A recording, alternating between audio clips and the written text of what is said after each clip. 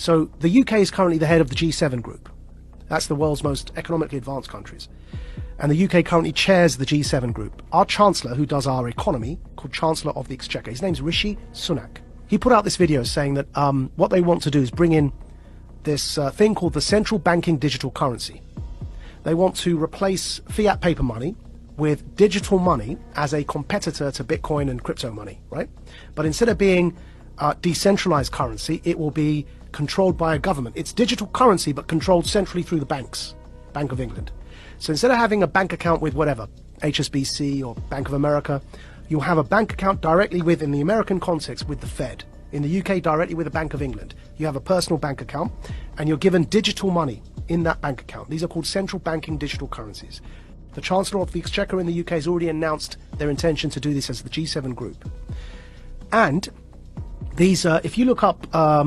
this sounds terrifying. If you look up the Telegraph newspaper... Central bank digital currency, is that the one down below? Digital currency should be programmable. See that one there? Yeah? Now what they're doing is they're saying, you know, everyone knows that with inflation at over 5%, it's now 5.4%, right? Our fiat money, the paper money, is increasingly becoming worthless, and we're headed towards a big disaster. The Fed wants to raise interest rates. But we're in so much debt that if you raise interest rates, people are going to suffer because everyone, you know, we're living on debt as Western economies. So they realize that this kind of the lifespan of paper money is fast coming to an end because of the 2008 economic crash in particular. So they're bringing in these central banking digital currencies. Why is that word programmable in there? So what they said in that article, and the Chancellor put a video out saying this as well, they've said that this money that you will earn from work, instead of having paper money, you have this digital money. It's programmable so that you can't buy certain foods, or if you do something that your employer doesn't like, it's all in that article. You won't be able to spend your money. In other words, it's not money. They're vouchers. They're like food vouchers. And they can be programmed so that, like the Chinese social credit system, that if you try and use them on a certain thing, it won't work. You say you want to buy a burger and they want you to buy bugs, which is one of the examples used. If you start to try and buy unhealthy meat, it just won't work. You tap your card, you can't buy the thing because you've met your quota that month of burgers. You have to buy something like a vegan meal. So it won't just be money in the sense of the way we have dollars or pounds today. Yeah. It'll be something that's controlled in terms of your ability to distribute it. Which is why I'm calling it a voucher. It's a coupon. But even a coupon, if you have a coupon to buy bread, you can still buy the bread. Yeah. Like, there's But you can't buy, see that coupon to buy bread, what you can't do is buy a burger with that coupon. It's for bread. Right. Yeah? Right. Do you feel like you're sounding the alarm Yes. for people that don't understand what is going on? So here, I've pulled it up for you here, yeah? So there's the video. The group of the world's 7 most advanced economies, the G7, is launching a set of public policy principles for retail central bank digital currencies, CBDCs. Central bank digital currencies could be a digital version of money, a bit like a digital banknote. Right, so that's the guy who runs our economy in the UK. His name's the Chancellor of the Exchequer. And here is the article. Bank of England tells ministers to intervene on digital currency programming, yeah? And here's a quote from the article. Digital cash could be programmed to ensure it is only spent on essentials or goods which an employer or government deems to be sensible. Holy shit. I'm going to take it one step further for you, Joe, right? So the checkpoint Charlie exists everywhere. They bring in digital banking, central banking digital currencies. You've got a scenario now that you're checking in and out everywhere you go using vouchers that are programmed, and you can only spend where you're told you can spend them. There's another word for that, man. That's called the Chinese social credit system.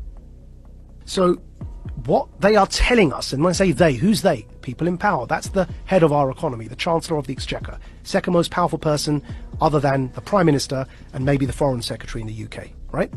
He's telling us, I just played it there for you, he's telling us that's what he, as the UK, the head of the G7, want to bring in for the G7. And if I'm speaking to you the way I'm speaking now, and my employer or government, you heard that in the quote directly, yeah, deems me as saying or doing something inappropriate, suddenly I can't actually pay to come here and speak to you anymore. My digital currency won't even pay for the ticket because it will be known that I'm coming to speak to you. Sorry, your vouchers don't allow you to purchase that ticket to go and speak to Joe. And this is where we get into the kind of censorship that we see in social media that is not, you can't have that kind of censorship with the First Amendment in normal discourse. But you can have that kind of censorship if you've developed a digital platform that distributes information, but it's a private company. Yeah. So think about what money is, where you can spend it on whatever you want, versus this digital currency, which is essentially controlled in a sense. Yeah. Like you have free speech on Twitter, but you really don't. Yeah. Because if you go too far or you talk about something that they don't find appropriate, they'll just ban your account. That could be what we're looking at in terms of what we think of as free speech being social media platforms, could be what we think of as your free range ability to buy whatever you want with whatever money that you've earned. So what's going on here, right? What's going on here is, with this central banking digital currency, if you get to that situation where you end up with the Chinese social credit system in the West, why would anyone want to do that, right? I believe we're in a moment of the Gutenberg press. Go back to when the printing press was invented. Technology disrupts power structures. It always has. Printing and its invention was a new technology. What happened when they invented the printing press? The power structures, who up until that point were reading the Bible for you and were telling you that you've got to pay this priest X amount of favors and he'll forgive you your sins. And that became a bribery system, right? Which is what Martin Luther was so upset about when he pinned his thesis to the wall. The printing press disrupted that power dynamic because people could read the Bible for themselves.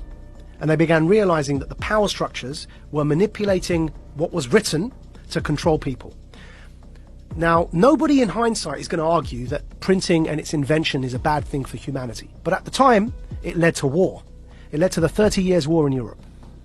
Because it disrupted power so much that people began rising up, and it led to this 30-year period of war, which eventually led to the Reformation, and the rest is history, right? What's today's Gutenberg press? The internet. The decentralization of information, and then because of that, the decentralization of currency in the form of crypto is disrupting power. Because the way that after the revolution of the Reformation and the printing press, control was still possible, though obviously not to that level, which is why we no longer have those absolute monarchies.